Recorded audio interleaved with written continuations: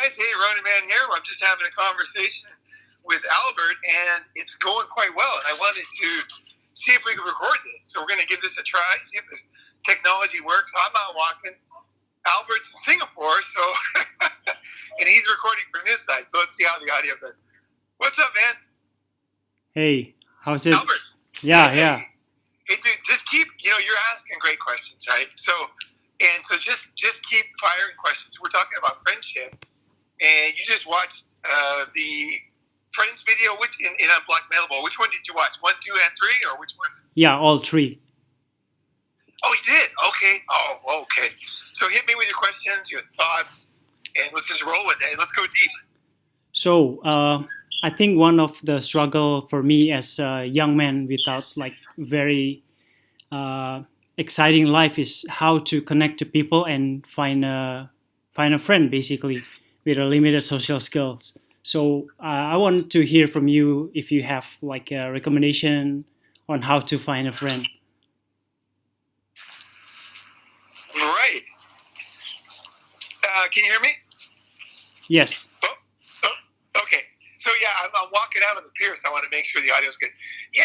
Okay. I would say first thing is I would throw away the idea of limited social skills.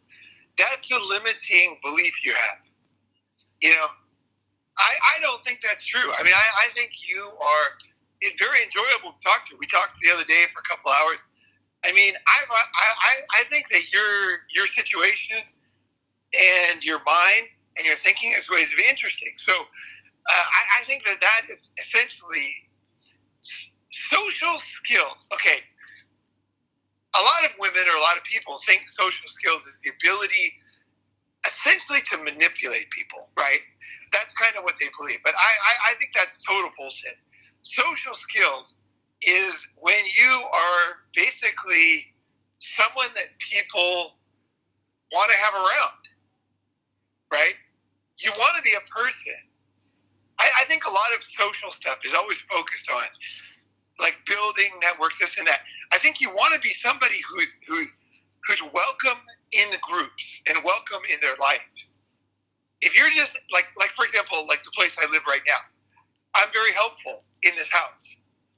It's an older guy. He's getting a hip replacement surgery. He needs help. He has an older wife, and I'm very helpful. And the guy is like totally styling me out, setting me up. I'm in a great situation, but it's not because of any kind of social skills. It's because I'm a helpful person, right? I can work hard. I can carry things. He's older, right? He's not in good health. I'm reliable. So, we had Thanksgiving dinner yesterday. There's the seals in the morning, having a good time. I'm out on the pier again. But my morning walk. The thing is like on Thanksgiving was yesterday, right? We had like 20 people over. And we had a huge meal. It was fantastic. We cooked 2 turkeys. We're up like, me and Brent are up like 6 in the morning cooking turkeys, getting all this stuff in. We did everything. It was awesome. It was a great meal. And it was fun. It was super fun. And the thing is that we cleaned up afterwards. I cleaned up and we finished like basically Thanksgiving at about 9 o'clock at night. So it was a lot of stuff to do, right? When you cook at home and you have a holiday, it's a lot of work, right? I'm a reliable person. I get shit done. I'm not a chef. I'm not a genius, but I always do what I say. Like if she told me when she went to sleep, she said, look, because I've been there for now 3 months or something, 2 months, and they're really starting to trust me. And she said, look, it was kind of interesting. She goes, tonight you're the man of the house. Like, take care of the house. Like, kick people out if you want. Turn off the lights. Make sure everything gets cleaned and washed. Everything gets back. And, like, what she was saying is, I trust you, is that because there's a lot of people in the house, right? And out of all the people, she chose me to take care of the house that night. And that was a big deal. I knew that I had a major breakthrough with her, when she did that. And the thing is, that kind of practical stuff is more important than the ability to talk razzmatazz, razzle-dazzle, salesman bullshit, right? I think this is one thing I really want to say. I think it's a very important topic because I am social. So people think, well, that's why I have so many friends. That's why my life, goes well in that way. Because like I have always someone I can call on. I can always call somebody, hang out, go somewhere, anywhere in the world, whatever. It's not because of that actually. So let me give you some more examples. So when I moved back to Bangkok, okay, so it was about 3 years ago, right? I was not in a good mental state. It was a tough time, right? Because the baby, I just kind of like had to. It was like I was really not. It was a tough time, right? And so I wanted to go back to Bangkok, and at the same time, I didn't know how long I was going to be there because I was thinking I might be disrupted because of whatever reason. And I was like, it wasn't like before where I went permanently, right? So I didn't want to get an apartment. I didn't want to like settle down. And I didn't really know what I wanted to do, except for I wanted to get over there and out of America for the time being, right? So I called my friend and he said, look, anytime, just come on over. You can sleep on the couch. You just come on over and get yourself set up. You're good. So I went over there and I slept on his couch. And so as soon as I got there, I realized a couple things. I watched him, right? So Albert, this is like so important. Like, so here's what I did. I watched him and I realized that his lifestyle, he wakes up in the morning, he kind of plays music. He plays like loud music. He kind of like, morning is his good time, right? He's like in a good mood. He's like kind of dancing around, kind of doing his thing. And he was talking to his girlfriends online. He has a bunch of girls he's going. So he's kind of doing that. And he's kind of like, working on some stuff, but he's having fun, right? He's moving around. And I realized that he likes to do that alone, right? So what I did was, they have, which is in many Ronin videos, is the pool in Bangkok, right? You saw that, right? That pool and jacuzzi area, right? Right. So the reason why I was there so much is because of this reason. So this is a long way to tell a story, but I think the whole story is important. So that's what I'm going to tell you. So you can understand. You can kind of you can find ways to do the same thing in totally different situations, right? So what I did was I realized, that I was happy on his couch. I was totally happy because it was very comfortable. The building was awesome. I didn't have to sign a contract. It had everything I wanted, the pool, the jacuzzi, and also I really liked this guy. We're really good friends. So it was fun being with him. But I knew it couldn't last. If I was a normal person, it wouldn't last because we only had one bathroom. And also he liked to be alone in the morning. So I thought, well, how can I solve this? And I thought, okay, first thing I'm going to do is I am not going to use his bathroom when he's sleeping. So there's no bathroom. So I was like, okay, so I'm going to find a way. I'm going to piss somewhere, and I'm going to, if I got to take a dump, I'm going to go out to the hotel nearby because next door is a hotel. So I thought, okay, that's what I'll do. So I don't want to wake him up because I knew if I woke him up, I would get to be a pest. You know what I mean? Because if I go in his room to use the bathroom, I wake him up every time. So what I did was I kind of just looked like logistically at the situation, and the pool opened at 7 in the morning. So at 7 in the morning, they had internet at the pool, and I could do everything. Right? It was sunny, it was beautiful. You saw it. Right? It was a really pleasant place to be in the morning. There was a library, there was a gym, there was a sauna. I could do my yoga.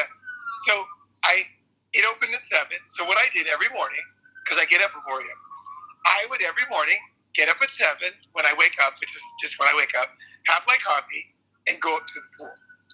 So that when he woke up, I didn't say anything and stuff to him. I didn't tell him I wasn't going to use the bathroom. I didn't, you know what I mean? I just made his life easy to have me around, basically.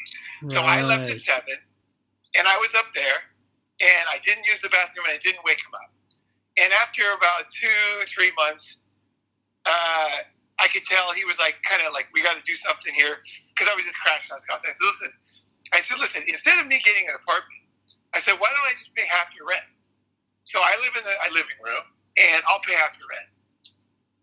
And he looked at me, he's like, yeah. He goes, I didn't think this would work because the place isn't that big, And he goes, but yeah, it's actually quite comfortable. So what I would do every morning, I'd go to the gym, I'd go to the pool, go to the gym, do my thing, swim, get my exercise, do calls make videos, whatever I wanted to do. And also, I started to make a lot of friends in the morning in the pool. So when I hung out there, these Finnish guys would come out every morning and because we had a good sauna, right? So they'd come out, we'd go to the sauna together, we'd hang out, we'd talking, joking, fucking around, getting exercise. It was great, right? And then about 11 o'clock, my friend, who would be tired of me if I was always there, right? The same guy at about 11 would come upstairs to me because he would start to want to hang out. Right? So it's like 11 o'clock. He was done with his morning kind of routine. So he'd come up, and then he'd be like, hey, let's go get some lunch. So we'd go get lunch together.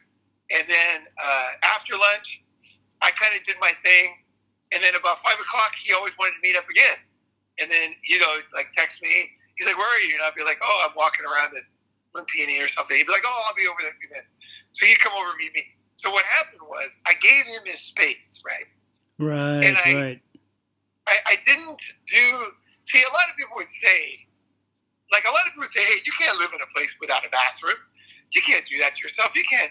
That doesn't make sense. It's like people have these dumb ideas about life. It's just fucking stupid. Look, I was happy there, right?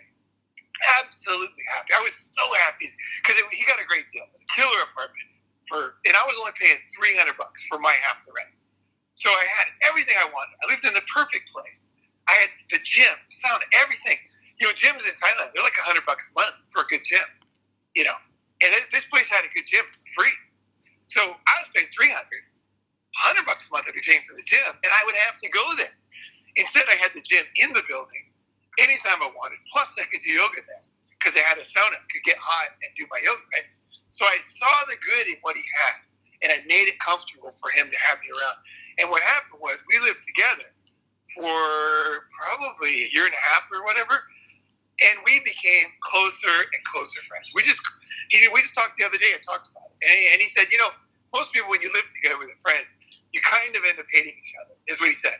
And he goes, like, it was weird because when you were there, like, we became like better friends. And it was like fantastic. And I was like, it worked. I was like, yes. Is what most people do is they don't think about the logistical side of friendships, and they just kind of impose on people without thinking, right? So if you want to have a lot of friends,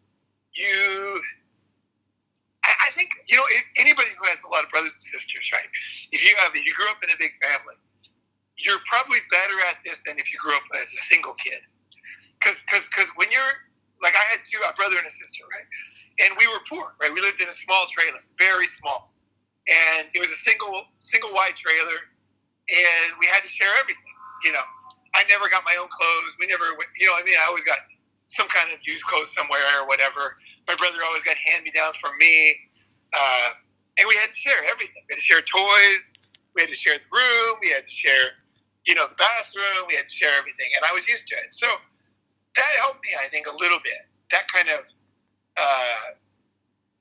growing up in a shared environment. And it's being a good sharer and being a good person to be with and live with, that you make it easy for people to be near you. That is I think that is one of the most underrated skills. I've never really heard anybody talk about this. Everybody always talks about other stuff that I don't think really is that important. I think if you're a person that it's easy to have around, you know what I mean? You're helpful. You're available. Like why? Well, okay, here's one of the biggest. I'll just kind of hit friendship ideas one after the other, right?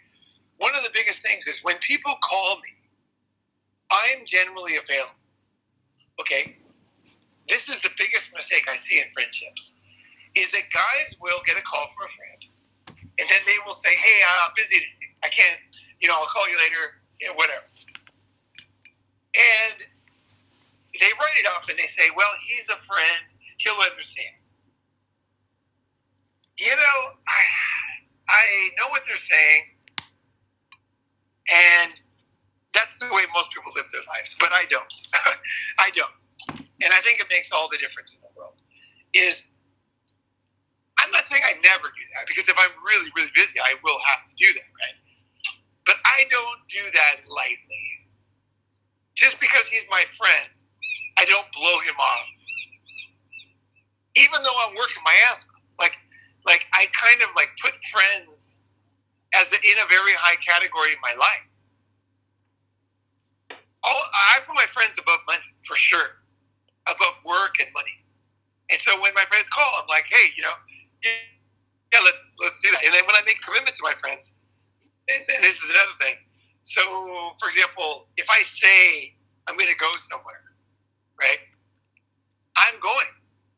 Like, a lot of people will call me and they'll say, hey, are you still going to come today? And when people do that, I know they're not a very good friend because they're not very good at being a friend, I guess.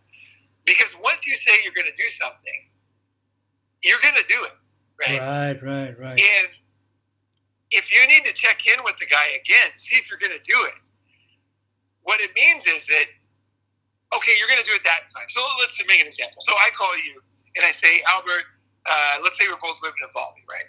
And I say, hey, let's go to lunch or whatever. So then I call you and say 11 o'clock and I say, hey, are we still going to lunch? And then you say, yes, we are. Yeah, I am. And I say, okay, and we go with me. For me, if I was you and I got that call, it's a serious red flag to me. Why? It's because I called you and had to reconfirm, even though I went. See, what I was saying in that call was that my word is not guaranteed. Right. And your word is not guaranteed. Like, I live in a friendship of people who set up meetings and then don't do that at all, right? Now, practical things happen. You're late or you're early or whatever, that kind of stuff. That can happen. But the thing is just to say, are we having lunch? When you've already made the commitment to have lunch with the guy, that shows me that the guy totally is different than me and my friends. Like, I'm not saying we would never change. Like, my friends, if something serious happens, like on the other side, conversely, if my friends ever don't show up or don't cancel, I'm not angry because I know something serious happened. Like, probably somebody was injured. You know what I mean? Like, somebody died. There was an act. I know something's up. Like, I don't worry about it because I know my friends, right? And so, even in the case something didn't work out, when you have trust with your friends, it doesn't matter. You know what I mean? It's when there's no trust is when everything breaks down, right? In friendships. So it's when, he keeps calling you and he's like, every time he's like, hey, are we still on? Are we still on? Why do you have to do the extra call? It's because you're thinking that he's going to cancel or you're going to cancel. So one of you is just not a very good friend. So I think one of the things is that I do in friendships is I don't commit unless I want to commit. That's the other side of it. So some people will say, hey, let's go to lunch. And then I'll say, hey, I don't know if I can. I'm not sure.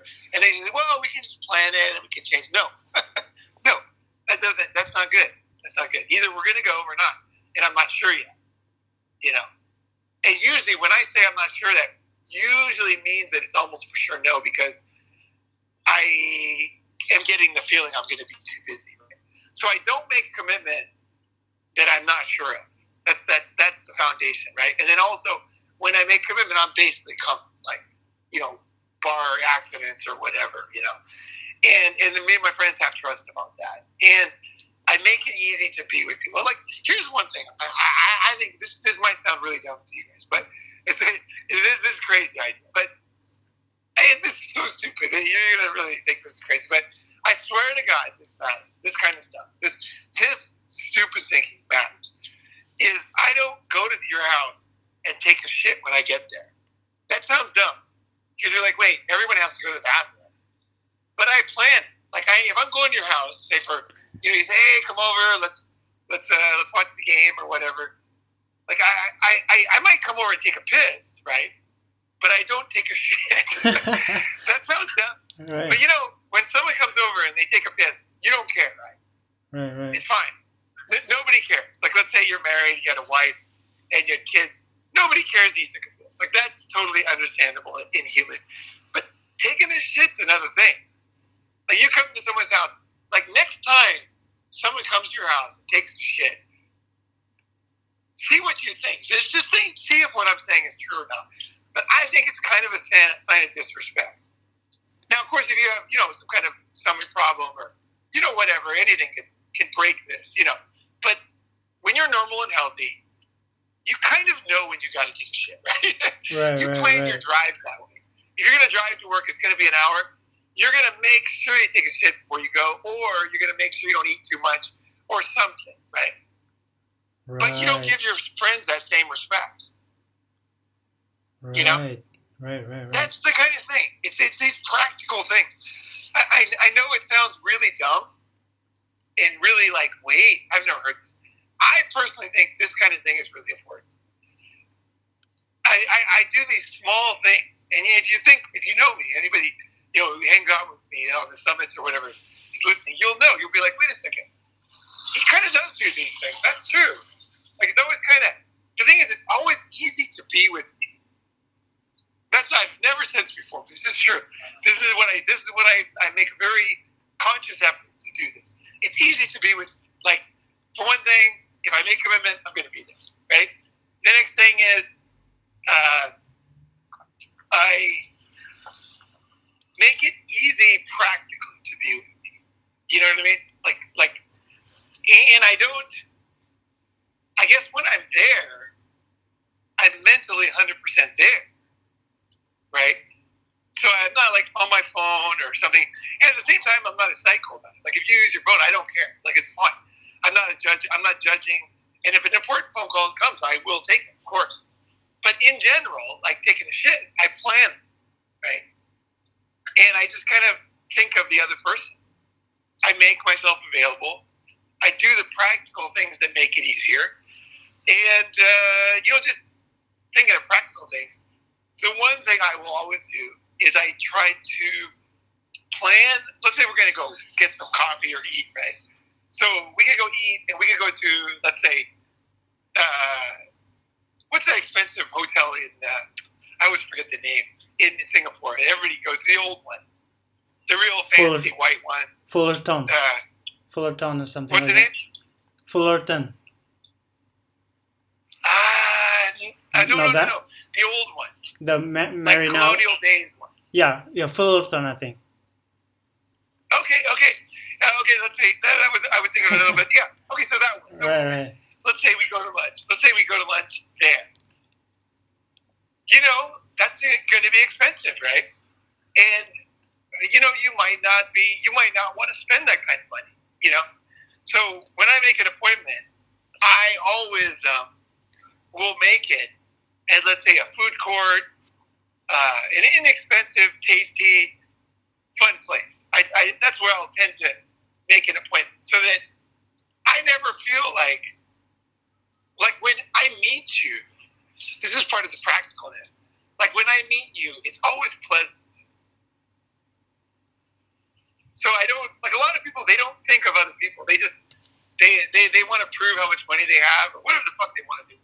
And they make it uncomfortable to be with them, And also at a food court, you can, like, have an ice cream and I can have a steak or whatever. You know what I mean? Like, we don't have to, you can have a Coke, or it's comfortable. Like, if we go to a 5-star hotel and you have dinner and I have, like, a cup of coffee, it's kind of uncomfortable, right? It's kind of weird. You know what I mean? Right. It's not normal. So I plan the places I meet to be a place that I know everybody's kind of cool with, right? So if you're in a bad situation money-wise, or you're in a good situation money-wise, or you want to have dinner, you want to have dessert, or you're on a kick where you're eating only meat because you're doing keto or something, you can get something there. I can get something there. And also, I don't have to pay for your meal, and you don't have to pay for mine. So, like, sometimes I have very rich friends. I have very, very wealthy friends, right? And they'll always, those guys with the wealthy, very wealthy friends, they tend to want to go to nice places, right? And I will tell them, I will just say, look, I will, these things are, all of these things are so important to me. I personally think these are, just think about all the concepts I'm saying, because I think they're just gold. I've never said them before. I just think they're all gold. I really do. And I think they're the fundamental reason why I have a fantastic story. And I don't know why everybody doesn't understand this, but, like, it's a simple thing. But, like, let's say so I have a wealthy friend, and he wants to go eat. And so then I say, well, where do you want to go? And he says, well, let's go to this, fancy place. And I say, no, I really can't afford it. I don't want to go there. And he says, "Oh, don't worry, I'll pay." Because my rich friends are like, "Yeah, don't worry."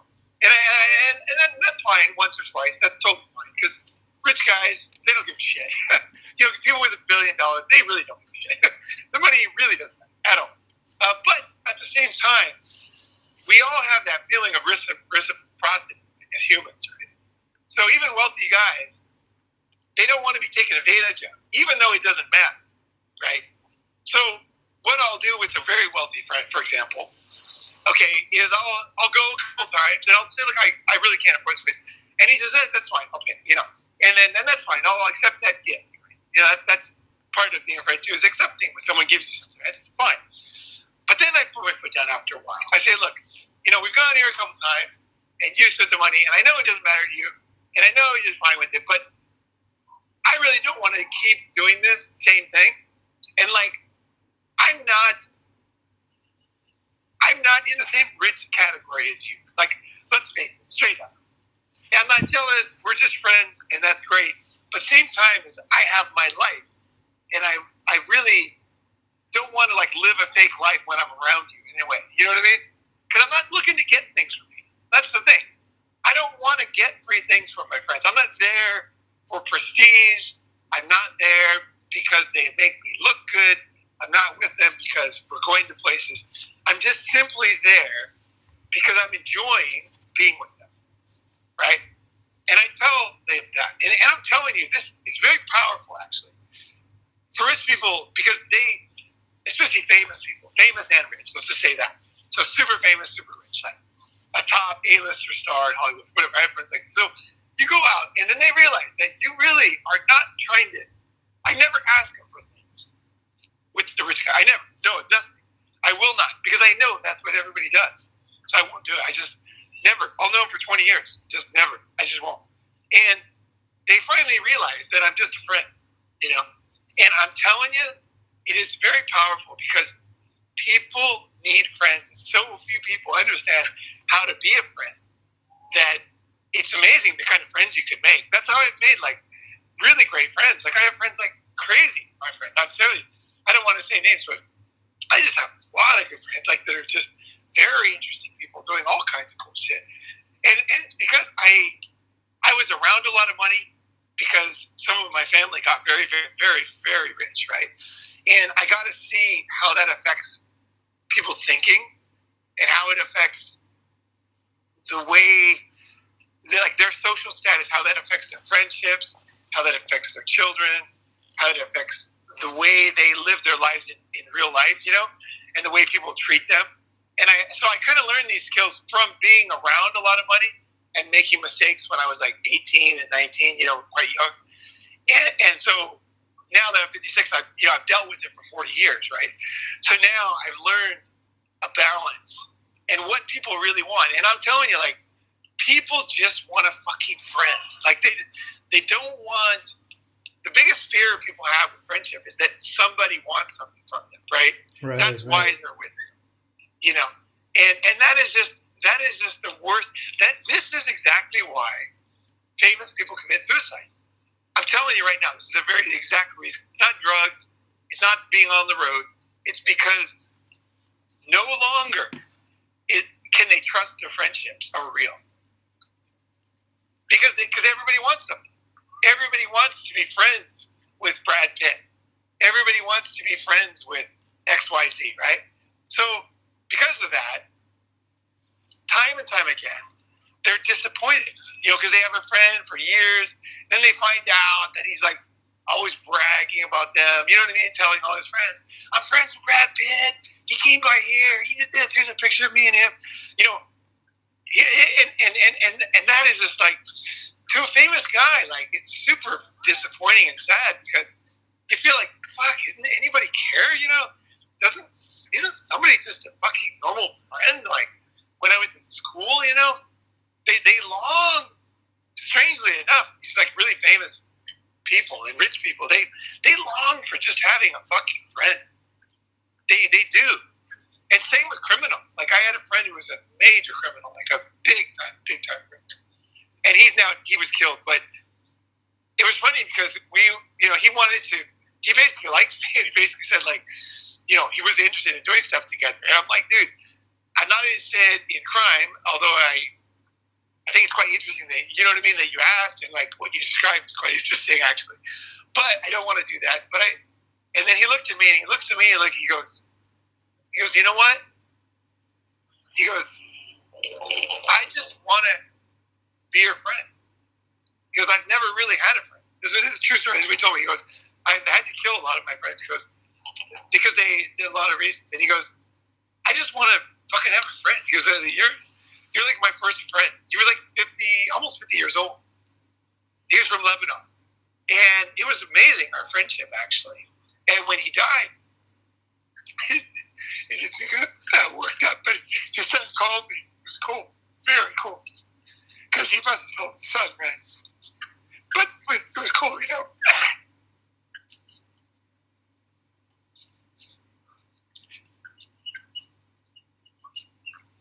But yeah, no, it's powerful, man.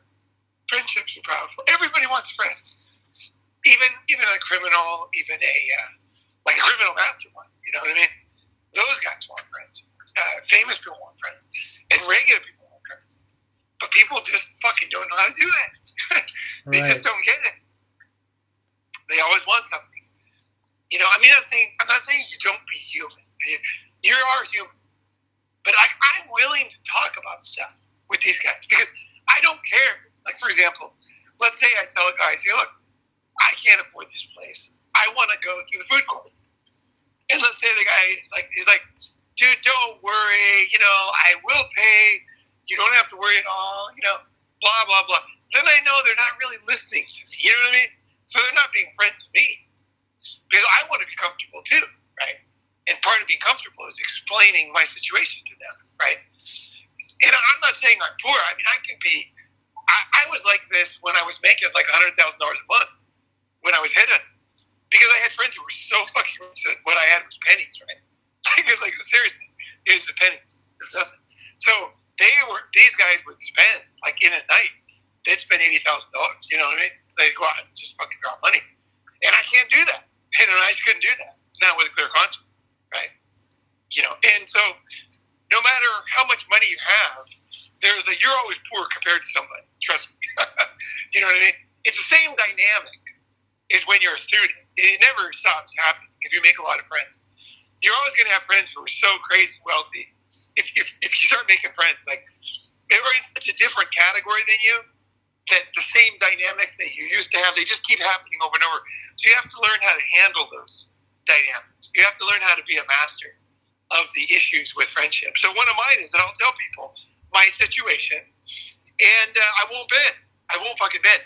And if they will not accommodate me, then I really am not that interested in hanging out with them, because I'm not interested in free dinners. I'm not interested in being on a yacht. I'm not interested in flying in a private jet. I don't mind. I'll go with my friend if he's doing that. But I actually am very happy with my simple life. You know what I mean? And I like to make friends. I like to have friends. So once they realize that, it's extremely powerful, I found. It's crazy powerful. Because we have this desire to have friends, right? As humans. We need social connections. I mean, every study of social connections is the same. Is that your social network, your friendships, your connections are more important to your health than exercise and food. And you're more likely to survive cancer if you have a lot of friends than if you eat the right foods and have the right doctors. Statistically, like no joke, straight up. That love, that support is more important. We don't know, like humans are weird, right? We're weird creatures. We're complex, weird creatures. So you got to know that it's a serious thing. So I think, when you first said, how do I make friends? Before we started the call, you were kind of like just saying it.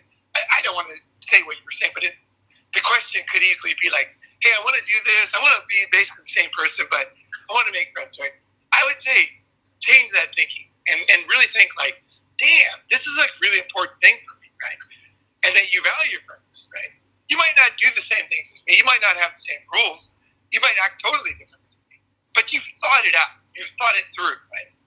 And you know what I mean? You've thought it through, and then like you can explain the way that you are to them, right? To people. And, and I think a lot of people too will hear this and they will be like, maybe, why would you want to have friends, like let's say, for example, we're talking about rich and famous, right? Why would you want to have friends who are rich and famous? Like, the thing is that what society doesn't want to accept is that people become successful because they have talent. A lot of times. I know it's not every time, but it's a lot of fucking times, is that the reason why somebody's successful is because they have skills, they have humor, they have an interesting personality, they're charismatic, and that's why they're successful. And so these people are also good friends, right? They're the people, do you want to have a dullard as a friend? Because it's just totally, I have friends, okay, don't get me wrong, I have some friends that are just total idiots, basically.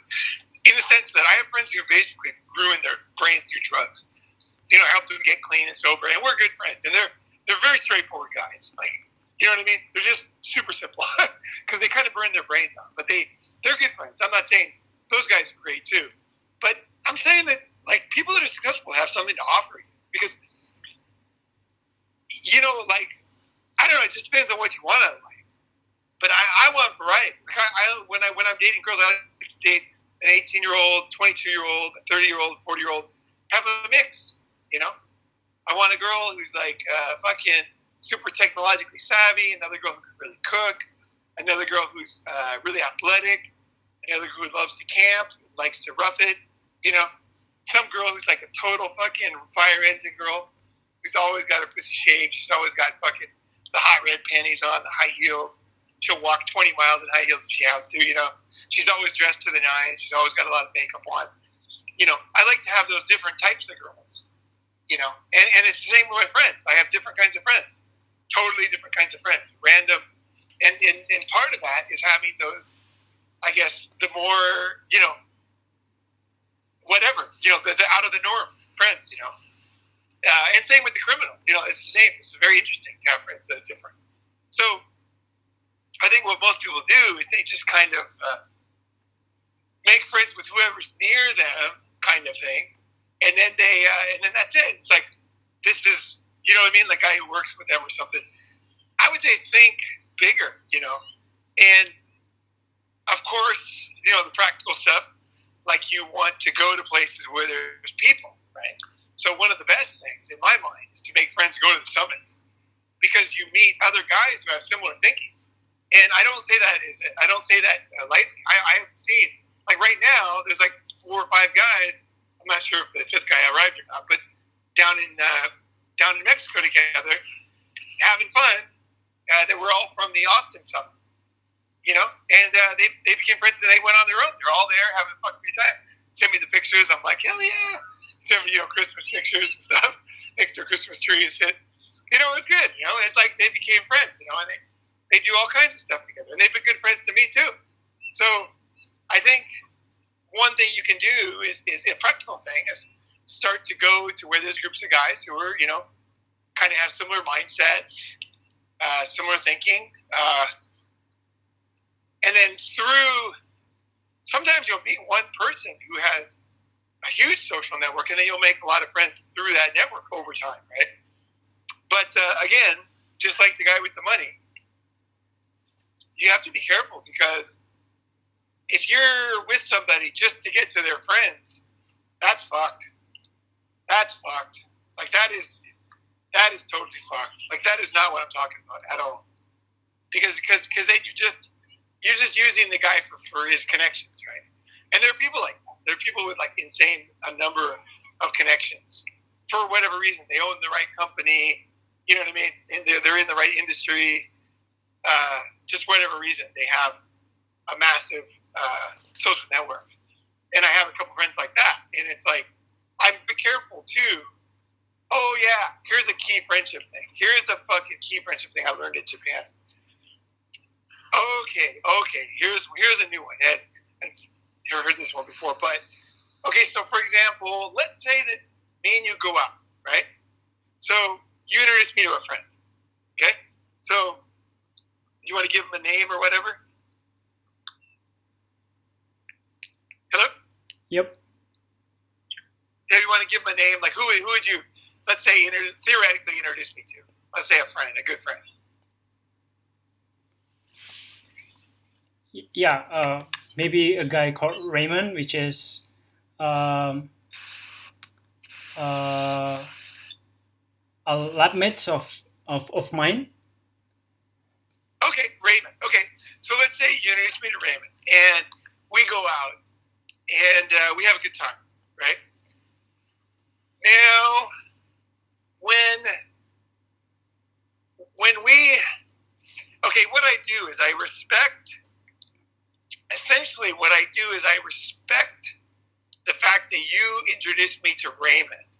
So, just like not taking a shit in someone's house, this sounds dumb, but it's like so powerful.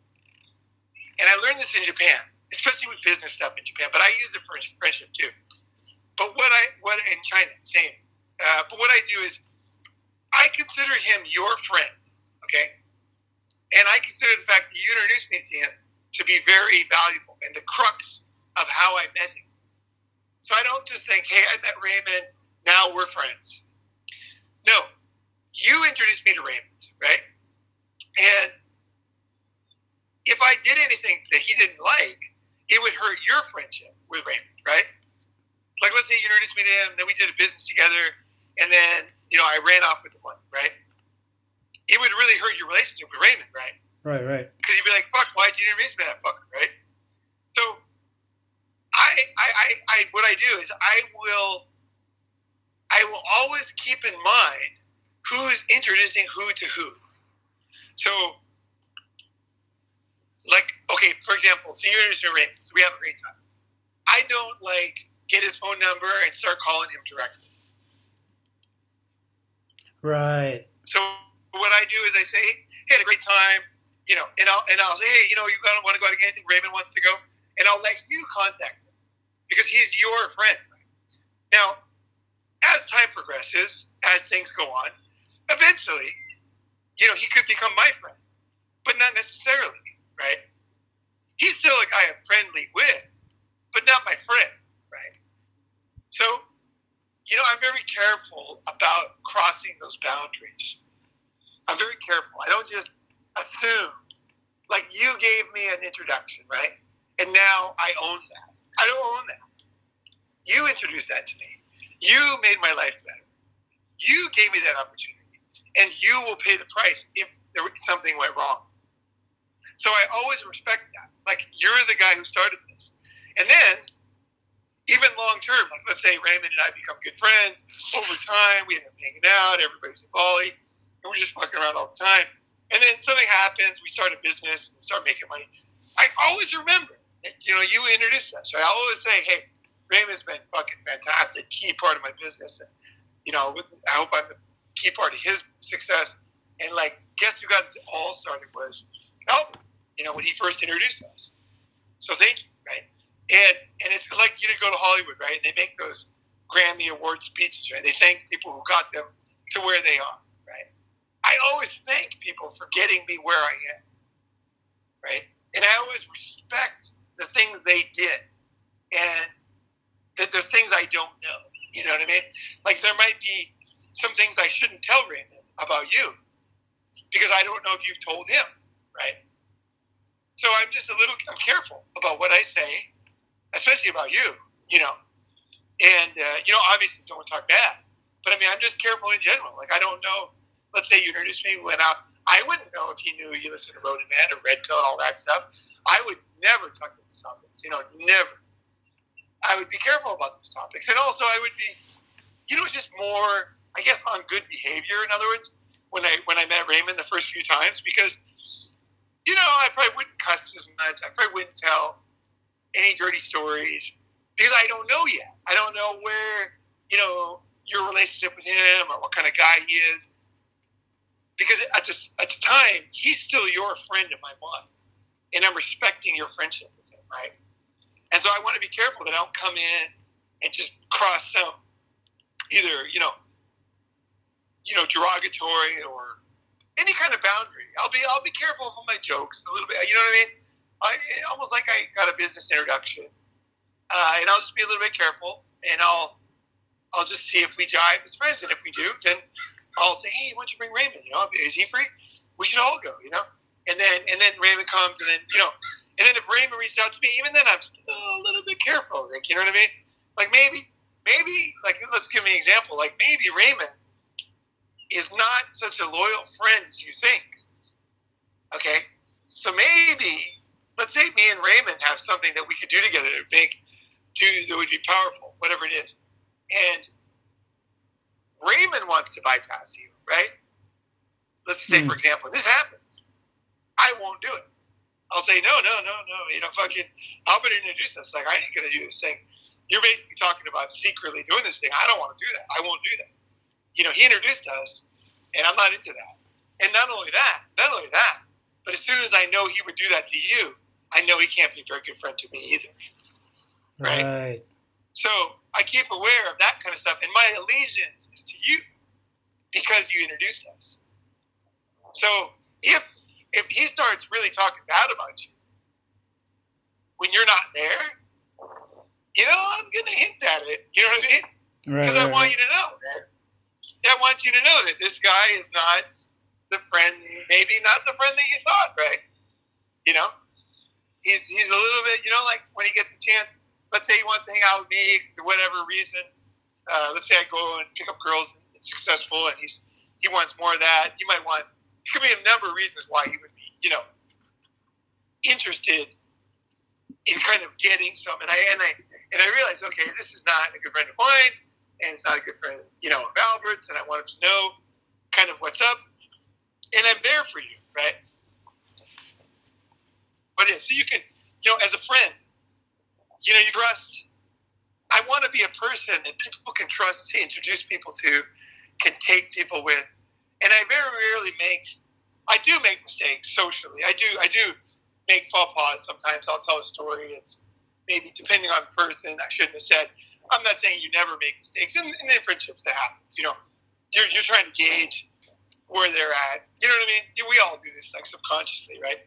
And you make mistakes. You go too far on one side or the other, or you hit a topic that you didn't know that he was very sensitive about, or whatever. But in general, you just kind of have that kind of respect for the person's friends, and especially now if we're talking about girls, then it's even more. Like let's say you pick up some girls and you bring them over. I'm always going to look to you to lead the situation because you brought the girls in. So if we go to the mall and you see some hot girls and you're like, fuck it, Ronin, I'm going to go talk to them. And you go talk to them and you bring them over. And let's say they come over and let's just say, for example, they like me more, right? Let's just say this happens all the time when we're picking up girls. And they start chatting with me and laughing. I suddenly just become very boring. I'll just like, or I might even answer the phone or pretend like I'm answering or leave, or send a text or two, because I'll take down my charisma way down, because the reason is because you picked them up. See, you went out there. You took the risk, right? You're the one who went and made something happen from nothing. There was no girls, and now there's like 2 hot girls with us, right? Who did it? You did it. So you get to lead the conversation. You get to lead the situation. If you don't, for example, I will never, let's say, okay, this is with girls, but this kind of is a good story for anything. But this is my rules of pickup and why I'm the only guy I know who can pick up girls with guys and still be friends. Every pickup artist, they just end up being very competitive with each other and very backstabby. I'm serious. I know a lot of pickup guys. And there's just very, very few. Mike is one of them, this friend of mine. He can still be your friend, but not many people. They backstab you when there's girls involved. And other people will backstab you when there's money involved. Other people will backstab you when there's an opportunity to be in a movie. Or you know what I mean? Or whatever. There's many reasons why people would backstab each other. And when I go out with pickup, I have very clear rules. So my rule is this. Whoever does the hard work of talking to the girls first, getting their attention, getting them laughing, he's the one who has choice. If you want to have choice, you got to be ballsy and go up and talk to girls, and you got to be interesting to make them laugh. You got to get shit going, right? And so what it does is it creates competition, but it's positive competition. And when the other guy does it, you don't get to come in, swoop in, and be the vulture, and then just all of a sudden the girls are there, and you can just, let's say the girl likes you, and the guy will say, you know what, I wasn't doing anything wrong. She liked me. She didn't like you, and it's like I don't have anything to say to the guy because they don't understand how things work. A man friend is way more important than some girl you pick up. You know what I mean? Like I could meet no girls ever, even if in the old days, like pickup, it didn't matter. I was going to have fun with my friend, right? And I valued that friendship first, right? And so I would pass up a hot girl, even though she wanted it, right? You know what I mean? Like a really hot girl, I would pass her up because I'm like, hey, no, And so what I do is he would give an example. So it was two girls in the mall, and over by cookies or whatever, and we're standing there, and you go over there, and you say, I'm going to go talk to him. So you go talk to him, and they start laughing and stuff, and then you motion for me to come over. So I come over, and they start talking to me and stuff. And when I first get there, I'm kind of muted, basically. Like the volume is down on my charisma. So I'm kind of standing there. I'm not like totally dumb because it's important for you to have a cool friend, right? To make the pickup work. So I walk the line where I'm not totally boring yet. I mean, depending on, I basically want you to lead, and I'm like the sidekick. So I'm Johnny Carson, and what's the other guy? I can't remember the guy's name. Ed McMahon. So I'm Ed McMahon, right? And I'm the sidekick, okay? And then once I wait for you to pick a girl. So you might be talking to one girl, and then I see you switch over to the other one that's near me because you decide, no, I like this one better. So you switch over to her, and then I kind of look at you, and then you kind of give me the nod, and I go over to the other one, right? So you opened it. You did the hard work. I respect that. I'm there to support you. Basically, I'm there to get you laid, right? And then, if it all works out, we both get laid. That's great. But the main thing is you did the hard work. You get the spoils, right? And so that's how I'm able to be friends and go out with guys all the time. And we did for years. I'm not doing it all.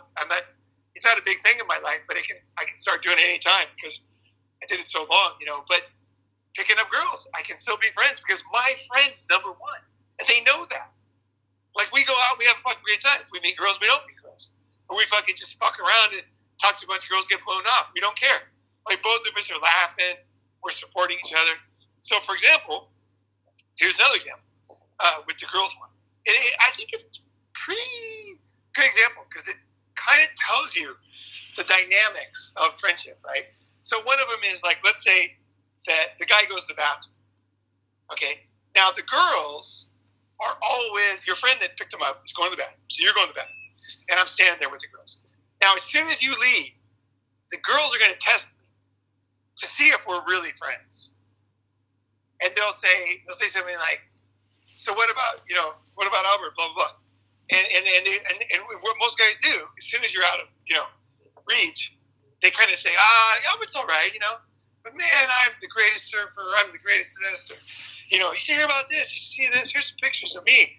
And basically, when you're not there, and same thing if it's in front of them, but it's even worse when you're not there, is that you're not supporting the guy. And what happens is the guy will come back and say, you'll come back to the bathroom. And both girls will lose interest. Why? They'll lose interest because you are not as attractive anymore.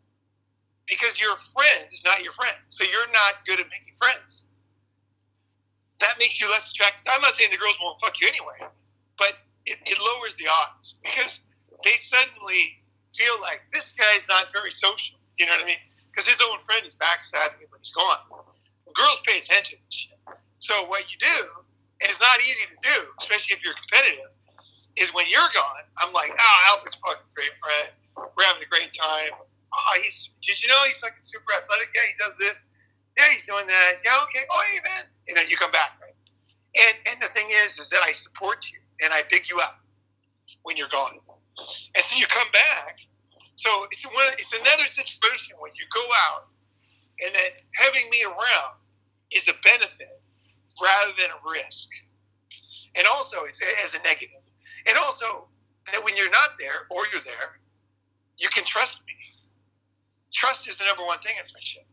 So just like you trust the guy's going to show up to lunch when he says he is. Same thing with all these other dynamics. You trust that he respects, your family and your friendships and your introductions and the risks that you're taking with him, right? And that trust, once that trust is there, amazing things can happen in friendship. Because all of a sudden, when you trust each other, life's totally different. Like the whole reason why we have contracts and lawyers is because people can't trust each other. Right. In a lot of situations, which no one wants to talk about, but there's a lot of handshake guys out there, and the reason why they only deal with certain friends in business for real estate deals is because these are the only guys they trust. They're the only guys they can trust. It's their friends that they can trust, and they'll just keep doing deals with those guys forever, right? Because they can trust them. So they say, hey, let's buy this place together. You come up with 60, I'll come up with 140. Let's get this place. And what do you think? We'll try to get it next week? Okay. And then you both come up with the money, and you do it, and the deal's done. It's beautiful. And then you say, well, let's do another one. Another guy might have more money, more connections, but there's just no real trust there, right? I think the reason why trust is so valuable, why it's so fucking valuable, is because of the stress of no trust. You get so used to having scumbags around you and being stressed all the time that you don't even know what it's like to have people you can trust or to be a trustworthy friend. That's really what happens. People don't even know. A lot of guys don't even know what it's like to have someone they can trust. And a lot of the reason is because they're not being trustworthy themselves. And they're not being honest about it. They're not looking at the small things that make a friendship and make trust in friendships, right? The trust, like I said, with the trust with the very famous guy, is that you're not using him for connections. You're not vicariously living through him. You're not parading him around like a gold ring or a fancy car. You know what I mean? Just the other day, I went to a movie premiere. I knew the guy who was in the movie, and he came over to me right away. We were sitting there, and he was like talking to me. There's like all these people around. He was talking to me, and I talked to him for a second, and I got out of there because I know he's like famous. There's a movie about his life, and we were there, and like I wanted him to get the glory. This is his night, right? So I just came in and said, "Hey, man, it's great. Thank you very much for inviting me, and it's great to be here." And I left, and I watched him. Afterwards, I thanked him. I told him what I thought about the movie and his speech and stuff, and it was great. And so I respect him too, because he would have kept talking to me for, I'm not saying forever, but let's just say he talked to me for another 2 minutes. I mean, this was a premiere of his life movie. It's his, he doesn't have time to talk to me, basically, right? We can talk another time. I'll see him on Monday, right?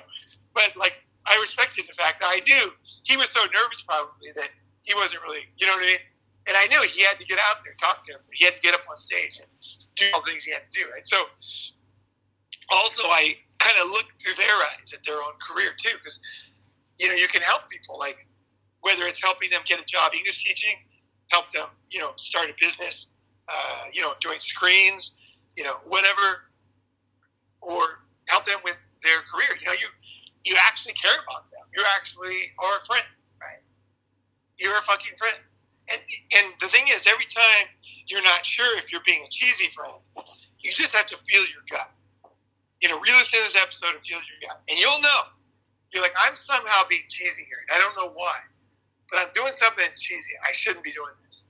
I got to figure out what I'm doing and what I should do, right? So it's kind of that introspection where you look at yourself honestly and say, I'm doing something cheesy here, And, for me, when I was younger, I would let people pay for too much, like rich guys.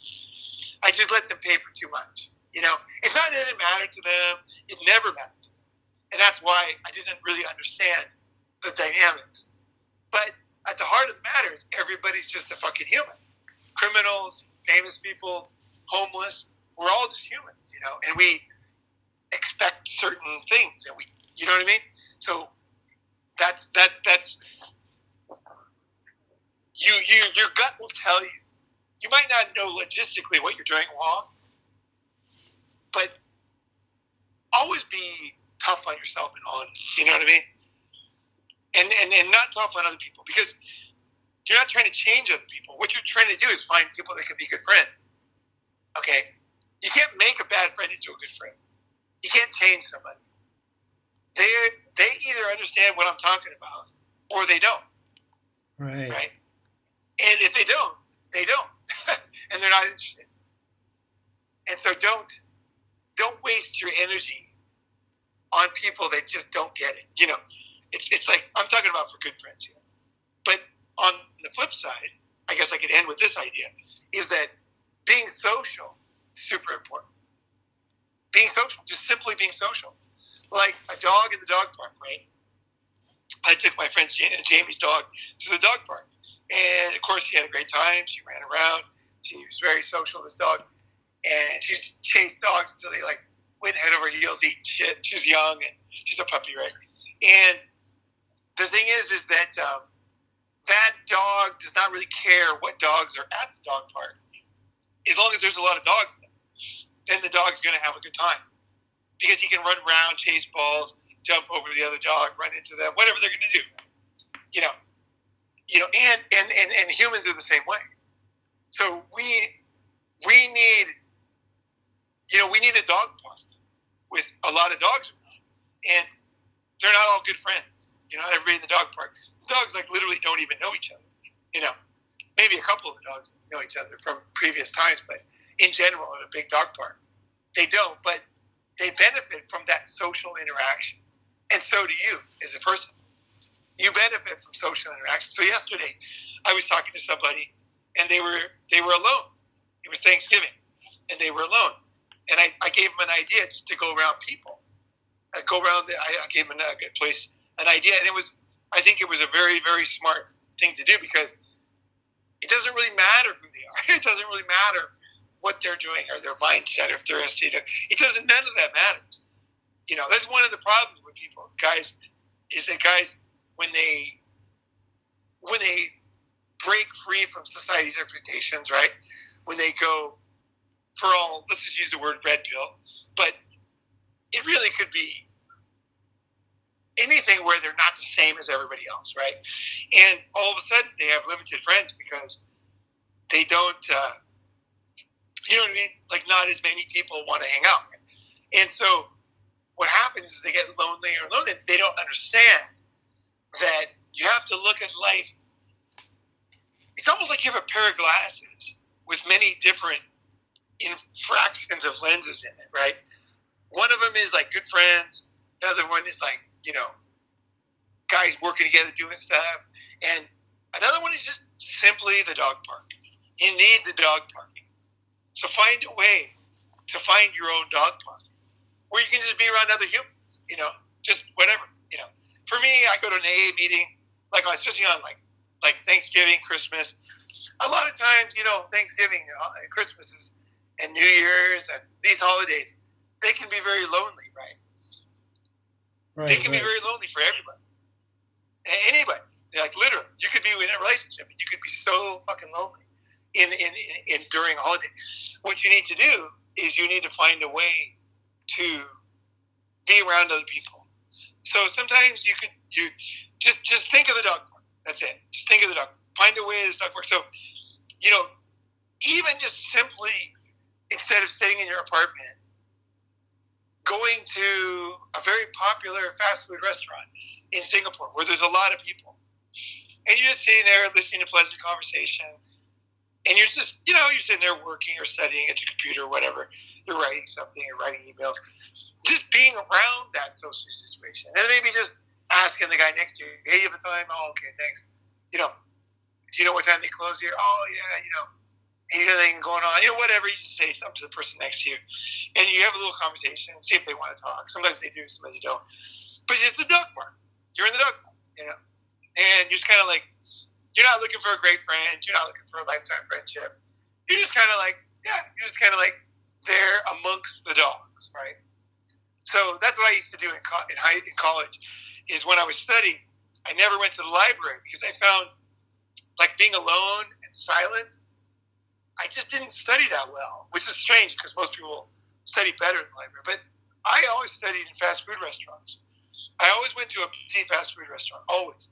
But I wanted my own table. I wanted a good table, like in a corner where I kind of had a comfortable position. I didn't want to have like where people were bumping me and walking. You know what I mean? I had my little rules, but I knew where I wanted to sit. I knew which restaurants I could go to, and I would just go there. And I would sit there, and then just having the, like I kind of felt like, I guess what it was, I felt like I was missing out, when I was studying, because I always wanted to do stuff when I was young. I just always wanted to be in the middle of everything. Just go do this. Let's go to Rio. Let's do this. Let's travel. Let's fucking do this. Let's do that. And then, so when I studied, it just wasn't. I felt like I was missing. Like my friends were out at the river or something with their boats, having fun, and I'm sitting there studying. But somehow, when I was in, say, McDonald's, and there's a lot of people around talking, and there's girls coming in, I could look at and maybe talk to a little bit once in a while between breaks. When I go to the bathroom every 3 hours or whatever, it just somehow made me feel better, I was like, oh, okay, I'm kind of like, I don't know, I'm kind of in the middle of stuff, So to be social doesn't necessarily mean, you know what I mean? Like you're out there at Toastmasters, and you know what I mean? You can, there's many ways to be around social. You know what I mean? Just if you find yourself isolated by yourself, I just don't. That's definitely not probably the best place to be, So those are some ideas. None of them are gospel, but I think the one is being easy to be around, and like don't take shit in people's houses. Like don't think of people. Basically, you know what I mean? Because people don't think of their friends. They just kind of like, oh, he's my friend. I can cancel. Oh, I'm busy. You can only do that so many times, and what happens is, it's not that they. See, here's how it works. One other thing I thought of. When you tell people, hey, I'm busy, right? And then the guy's, oh, cool, okay. When are you free? Oh, maybe I'm 5 or something, And then he hangs up. It's not that he is like, God damn it, he's not available again, It's just like, you just become one of these guys. It's just kind of hard to meet up with. You know what I mean? Right. You're just one of these guys that, like, when it takes that extra effort to meet you. That sounds like a small thing. But in your life, you're going to live like 70 years, 80 years.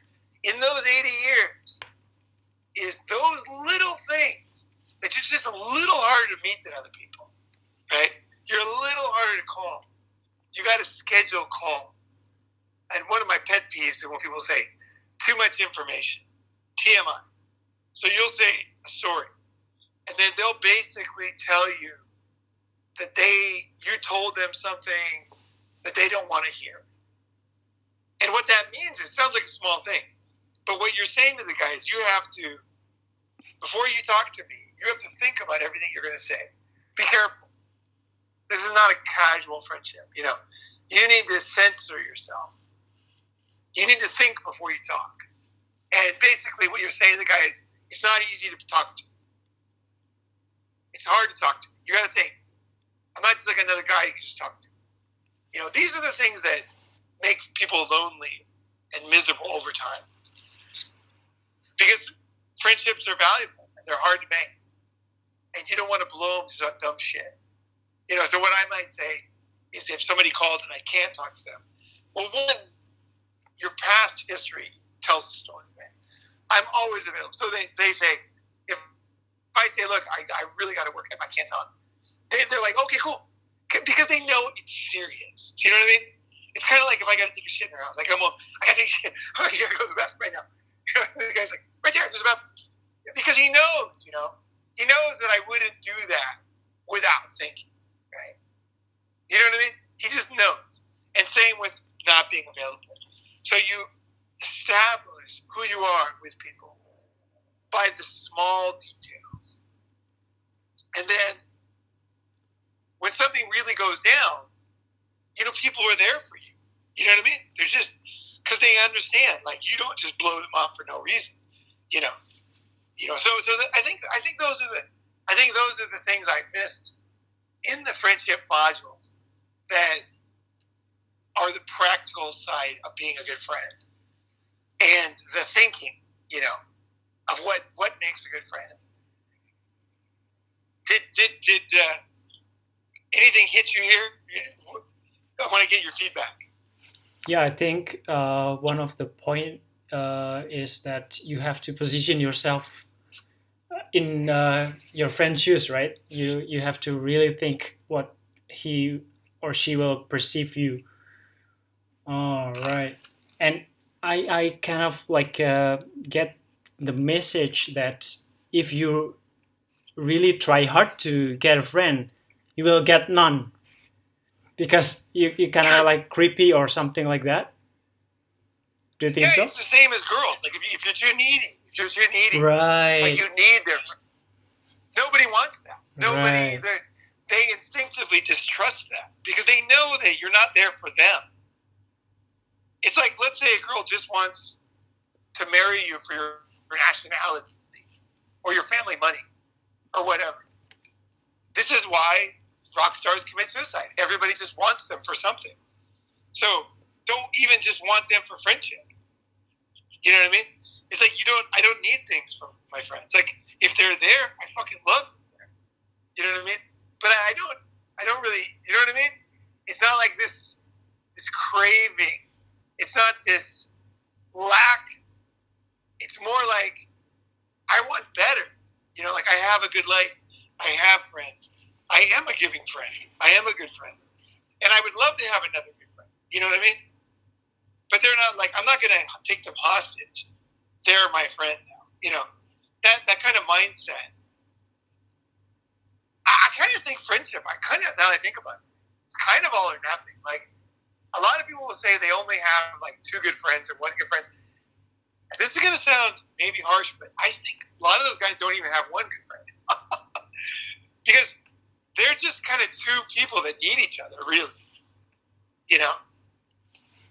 And they might even not really like each other, because you're allowed not to like somebody, And if you have if you meet a lot of people and you are a good friend, you're going to find people that you just don't want to be around. And you'll just decide, even though they are friendly and everything. Like I know one guy, and we should be better friends in the sense that we both like the same things, we do the same things, and we're around similar places a lot. And he's funny, and he's always in a good mood and everything. But, the guy, I got to say this is just my own personal thing. The guy runs a business. He's very wealthy from his business. But I think he's a ripoff. I think he scams people. I really do. I think he's a scammer. I think his business is a scam. Straight up ruins people's lives. And I have enough friends to have the luxury of saying, you know what? I don't want a friend like that. I don't want to be supporting him in his ripping off of other people. I don't look the other way. I think he's got some kind of a weird thing where he's like a good friend to me and his other friends that we hang out with, but he's really ruthless scammer, really. Like, I wouldn't be surprised he ends up in prison, like, to be honest. But he's so smart, he probably won't. You know what I mean? But at the same time, I have the luxury of just having a few people that I just don't want to be around. I don't mind if people do some things. Like, some people will say, oh, he's a criminal. I don't care if he's a criminal or not. It depends on what the crime is. A lot of crimes, I don't think, it was a crime, right? And, for a black guy to drink in a white fountain in South. I don't believe that every law is just ordained by God. Some laws are fucking stupid, and I don't agree with them. And somebody's a criminal doesn't mean anything to me because I want to hear the details. What exactly are they doing? And what do I think about it, right? So with this guy, he's actually technically not a criminal, but I consider him a serious bad guy, actually, money-wise, and his business. And I just, to me, it's really one of my highest values is not taking advantage of people, especially vulnerable people. And part of me wants to be a friend of his because he is a good friend to me, but I just fucking don't like it. I don't like the way he operates his life. Fuck him. I don't like it. I don't accept it. I'm not one of these guys that's just politically correct. It's like, oh, he does his thing. You know, he doesn't hurt anybody. It's legal. Fuck that. I think that he is hurting people. I think it is wrong what he's doing. You know, and the more I talk about it, I'll probably tell him next time I see him. You know, before I just kind of avoided getting too close to him because I really don't like what he does. But I think one day I might actually tell him straight up. If the time is right, I'm going to tell him straight up what I think. And I just think it's wrong. I think it's fucked up. Yeah, you can take advantage of people. You know what I mean? And yeah, you can call it legal. And a lot of people, if you go to a 5-star hotel, there's a lot of scammers who stay at these nice places, you know. That's how they made their money. I'm not, and again, you guys know me, I'm full success oriented. Like, I love making money, being successful. But a lot of people make money by scamming. Not everybody, obviously. And most people, I think, make money by value. That's why I said I think it's valuable to be friends with successful. But you have to have your eyes open, you know. There's a big difference between a scammer and an honest guy in business. And if I see one of these glaring contradictions in somebody, I watch my ass. Because he's got some kind of cold part of his heart that is so cold that it's kind of terrifying to me. You know what I mean? To do what he does. And a lot of people would say it's totally fine. But I totally don't agree at all. So I think I'm not willing, you know, I do have my things that I don't want my name on. You know what I mean? I don't want my stamp of approval, which is basically a Facebook picture these days. You know what I mean? Or being seen out with them. I really, there's a limit. I like the dog park. I like to go out with people, but I distance myself from people that are doing acts that I consider despicable, that, you know, might be totally socially acceptable. You know, like I always want to know when I see a woman with an expensive house who doesn't seem to be working that much, if she stole it from her husband legally through a divorce case, you know, like that affects me. Even if she treats me really nice, right. I just don't like it. And I have the luxury of being able to say, you know what? I'm not going to open myself to that person as much as I would to somebody else.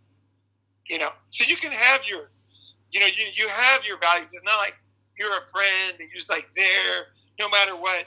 You can have your ideas. And the thing is, the better a friend you are and the more friends you have, the more luxury you have of choice. It's the same with women. You know, the more women you talk to, you know, the hotter, more feminine or whatever it is that you want, bigger titties, whatever it is that you want, the more you can get what you want by talking to more girls, right? More people and more job interviews, more, you know what I mean? Bigger network gives you all kinds of opportunities, you know, and through those opportunities gives you the ability to choose what you want in your life, right? So as I'm friends with somebody and they start to show something that I don't like, even though it doesn't practically make sense, I start to pair those relationships. You know what I mean? Because I have my own values. I have my own understanding of life. And I don't want to be supporting that shit. You know? I'm not into it. I'm fucking not into it at all. You know, that's why I only charge $1,000 for Unblackmailable. Because I was out last night with somebody. They were saying, you could charge $18,000. Like, there was definitely guys who pay. You know? For 6 months. And I'm like, I don't care. You know? He's like, well, don't you want to succeed? You know? And he's a cool guy. He's a totally fine guy. There's nothing wrong with him. Saying it's totally fine to charge a lot of money for things, right? And it's totally fine just to get the more wealthy people into a coaching program. And he asked me what I think about that, and I really had trouble explaining it, but I value friendships and spiritual growth, I guess you call it, more than other things. I just do. You know, I need to survive, right? I need to pay the bills. I need to survive. So it's a balance. And I'm not saying that anything else is wrong. Because this is a totally different guy than I was talking about before. This is not the guy I was talking about before. This is not the guy who I consider a scam. This is not at all. But it's just like, it's beyond, I want to be available to everyone. You know what I mean? They have to make a commitment.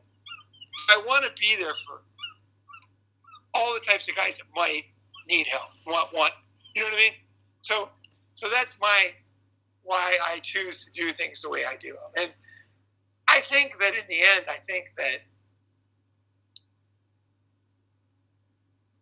and the practical is I don't spend a lot of money, so I don't have to have a lot of money, right? I don't need a lot of money. So it's like, again, it goes back to the logistics of friendship, the logistics of morals. If you like fancy watches, you want Rolex, you want a fancy car, you're going to be more likely to be a scammer. Straight up, statistically, straight fucking up. I've never heard this before, but it is absolutely true. I'm not saying you are a scammer, but statistically, you're more likely to be because you need these expensive things.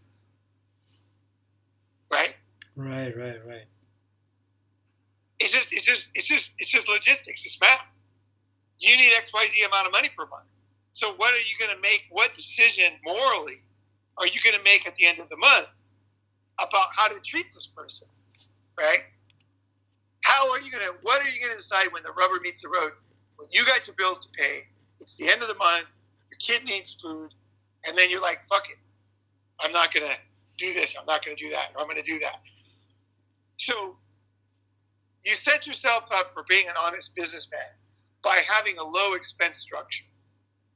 You want to be an honest person? Don't spend money. Because most people that steal money, it's not because they want to steal. It's because they're in a logistical situation they can't get out of. And they have to steal. And they want to pay back, but they get into a situation where they have debt and they can't pay. And that's how they become scammers. Most people.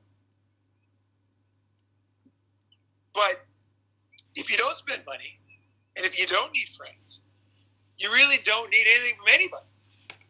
And that's the concept. That's really the heart of Unblackmailable. You see, you don't need anything, but you have time for everything that's valuable for you, right? You have time for that. You have energy for that. But you don't need anything. You don't need anything. I like to make myself, I don't need to take a shit in there. I don't need a bunch of money. You know what I mean? And I learned this stuff over time because I've had high bills before. Not really high bills, but I had like a 500,000 yen per month bill in Japan when I was living in Ibis, and I had the summer house in Shimoda. $500,000, yen a month, which is like about $5,000. Every fucking month, I had to come up with $5,000, and that's not that much for a lot of people. Comes what is that, $60,000 a year in expenses, but it increases. I found. Now I left that life because I realized this. I didn't go down that road, but I found that it's easier to look the other way when you got bills. Let's put it that way, right? And when you really need something, it's easier to kind of like give yourself a break on the morals a bit. You know what I mean? Mm-hmm. And that's fucked because you don't want to do that. That's why you're listening to this long podcast, because you care. So set yourself up to make it easy to be the man you want to be. Right? You don't need your friends. You're there for them. You're thinking about them, and you're available. And you respect them. You respect what they do for you. You respect their situation. And at the same time, you're able to say, hey, look, I can't do this. And they'll say, oh, you can. And then you just have an honest conversation. And you say, let me think about it. I really can't because I don't want you to pay for it. And they'll say, well, no, I don't mind. And you say, yeah, but see, this is inconvenient, but I don't want you to do that either. And they'll say, well, why not? Because I just feel like at some point I'm using you if I do that. And I don't want to do that. So how can we find a solution that we can still go out and I can be comfortable and you can be comfortable, we have a great time. And then I say, well, what if we did this? Let me think about it. I might not even have a solution. I might have a solution. I just bring up the problem. And the next day, a month later, I say, look, what if we do this? We meet here once in a while, we meet there. And often the guys are like, oh, okay, cool. Like I'm at the beach right now, right? Beautiful day, sunny, fucking birds everywhere. It's getting warm. It's day after Thanksgiving, so there's fucking girls in bikini already. It's early in the morning. It's like, what time is it? It's like not even 10 in the morning. There's fucking chicks everywhere. And like, it doesn't cost any money to be on the beach, right? It doesn't cost any money to walk. So I'll say to my friends that are super rich, I'll say, hey, look, let's go hiking, or let's walk along West Cliff Drive. Let's go take that hike. Let's go take that mountain bike. And they're like, yeah, let's do that. And they don't even notice that I'm picking places that don't cost money, right? So you conversation sometimes. You can just pick things that, and often they're more fun because spending money is not that much fun either. You know what I mean? It's not like, I went to the fucking fancy hotel. God, that was fun. It was so fun having a steak that was organic rather than a grass-fed steak than a non-grass. It doesn't make it more fun, right? Interesting people want to have fun too, right? So just think of things like that. Be a cheap date, Think of cheap things, Picnics, fucking hikes. Right now, the best place I can think in all of Santa Cruz right now is where I'm standing. Swear to God. It's such a good vibe. Guys are playing volleyball over here super competitively too. There's like chicks there in bikinis. There's some hotties playing the doubles. Ooh, fuck. Super hot, actually. And it's costing me 0 pennies to be here. I go to the bathroom, I get a drink of water. That costs me nothing. I walk home. So you don't have to be a boring person. If people don't like the way you live, if they don't accept the way you are and they don't want to listen, you know the answer to that one. Right. Anything else? Yeah. I have one question. Have you ever dropped loser friends or something like that? Tell me more. So, explain the situation. For example, there's a friend that always have a negative outlook for life. Like he always find obstacles for everything. Do you have to leave this kind of friend? Okay. He always finds obstacles. He's always looking for the negative side. I think with a friend like that I, for whatever logistical reason, or we're in business together, growing up together, or whatever, I end up, quote unquote, being friends with the guy. What I will do is I will be honest with myself, like you are right now. So the first thing is I will just take note of what I'm putting up with and what he's doing, right? Just let that sink in for a few days. Don't rush into the decision. Just let it sink in. What he's doing, listen to him closely. Go meet him up. Watch him more closely this time. Just like just watch him. Just watch the way he acts, and then don't try to control yourself. Just act exactly the way you usually act. But watch yourself this time. Actively watch yourself. Am I agreeing to stuff I don't agree with? Am I getting in a bad mood around him? Am I? Right. What am I doing? Why am I here? What am I getting out of this? What is it? Because I'm scared to make new friends? How long have I been putting up with this? Or is he actually okay? And just kind of feel yourself. Watch yourself. Don't change. Don't make a decision. Just watch yourself a few times with it. And then start to think about it. And then you'll have a realization. Trust me. One way or the other. You'll either realize, hey, this guy's actually all right. I took a hard look at him, and actually this guy's not that bad. Or you'll be like, oh my God, this guy's worse than I was saying. And that's why I brought him up in that call. Because something subconsciously was bothering me. Now I see it in real life. This guy's fucking poison, And he would stab me in the back, and he probably already had, Then I would say, that's not something I, feel your gut. And then other times what I'll do is I will take a more middle ground approach. So I'll have somebody who is troublesome. And then what I'll do is I will meet with them, but only when I'm with other people. So let's say 4 people go out or 3 people go out. Then that troublesome guy is less trouble. Because there's more people there. Right. Usually they're on a little better behavior. God, this little blondie playing volleyball. Such a little hottie. Oh, my God. Yeah. So I would do that. I would say, that would be a good way to do it. It's like, if you find out that he's not that bad, he's cool, but he's just that, when you're alone with him. So you can look at when he's bad too. Like, when is he really bad? Sometimes you can he might be a good friend most of the time, and then when you get alone, when you're in your car together driving, all of a sudden he becomes very negative. So look for when he becomes very negative. And then maybe avoid those times. So like some people, like, you'll go to dinner with a bunch of people and you'll have a great time, even though he's there. It's like he adds to the situation. But then as soon as you get in his car and drive home, he's just a bastard. So then I might go to dinner with him there, but I won't get in his car. Right. So just be more aware of how he's acting, how it's affecting you, and how you're playing along with him. And the answer will come to you. You'll come up with a creative solution to handle it. Because everybody's not that bad if there's a lot of people. You know what I mean?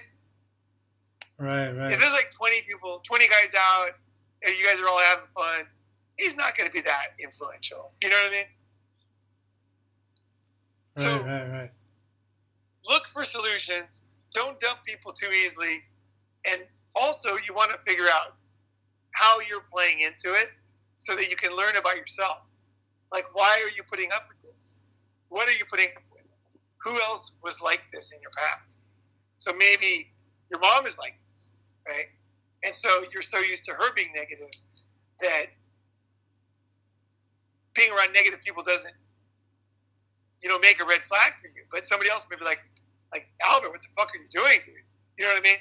So you can use your friendship with them as a way to look into your past and start to be more honest about your past and things that made you what you are, so you can work on them, right? If you had